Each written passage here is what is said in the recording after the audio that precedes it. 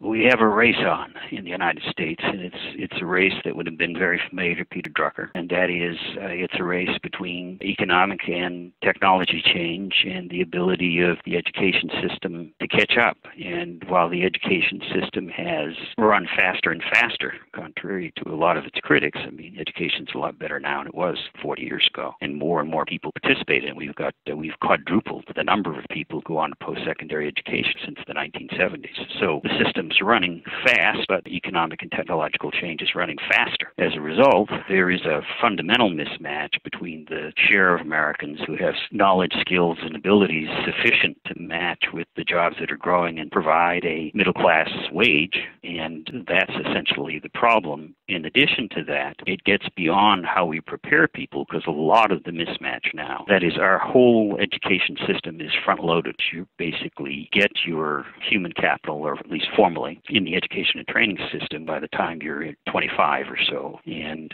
you then lurch into the world of work, and it's up to you to keep up after that. We really have no adult education system in America except for what goes on in the workplace.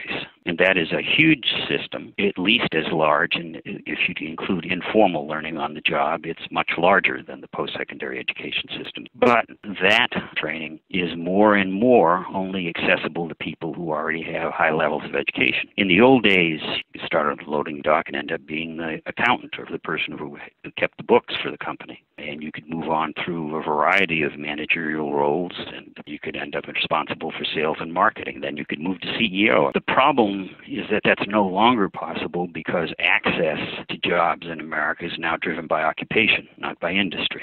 So you can start on the loading dock, but you can't move to supervisor without supervisory training, or probably some sort of AA degree in materials management or warehousing, etc. So that it's very hard to go from loading the truck to being the one that schedules the trucks and figures out how you're going to move contractors who provide intermediate goods to make your final product. So there is a problem now in that if you don't have the education going in, you won't get the learning on the job.